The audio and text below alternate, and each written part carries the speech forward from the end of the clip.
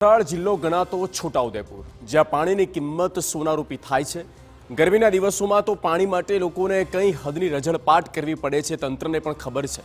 ક્વાંટ જિલ્લાના એક ગામમાં લગ્ન પ્રસંગ હતો, પણ જાનૈયાઓને પીવા માટે પાણી નહોતું।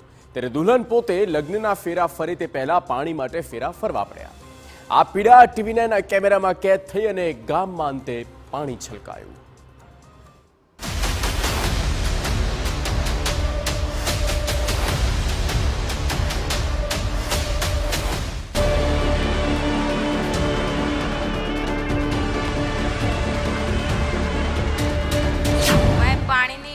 तकलीफ पड़े से जग मंगाए ते पानी नहीं है, पानी खत्म થઈ ગયું।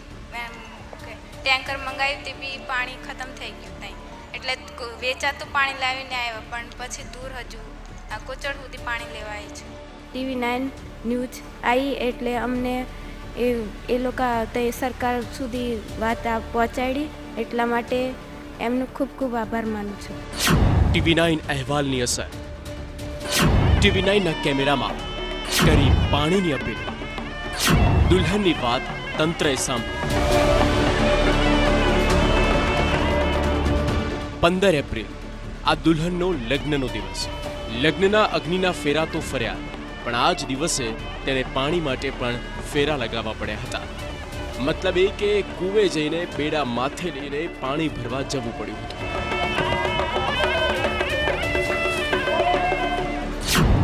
ટીવી9ના કેમેરા પર આપની સમસ્યા, અમે નિભાવી જવાબદારી, તંત્રને પહોંચાડી તમારી વાત, સમસ્યાનું આવી ગયું નિરાકરણ।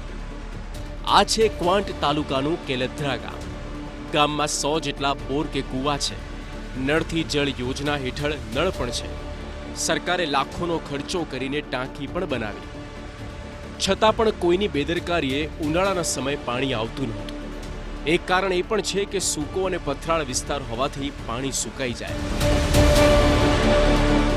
કેલધરા ગામની અંદર લગ્ન હતું, તેમાં જે છોકરી દૂર પાણી ફરવા ગઈ, એના દ્વારા જે મીડિયા પ્રસારિત થઈ અને સરકારશ્રી આ બાબતમાં ધ્યાન દોર્યું અને પાણી પુરવઠા વિભાગ, વાસ્મો વિભાગના તમામ અધિકારીઓ દોડતા થયા। ગામની અંદર અમુક ઘરોમાં, અમુક ફળિયાની અંદર પાણી હાલ ચાલુ થયું છે, પણ અમુક કામગીરી જે પાઇપલાઇન તૂટેલી હોવાના કારણે એ ફળિયા બાકી છે, પણ એની કામગીરી પણ ટૂંક સમયમાં ચાલુ થવાની છે। અને હવે વાત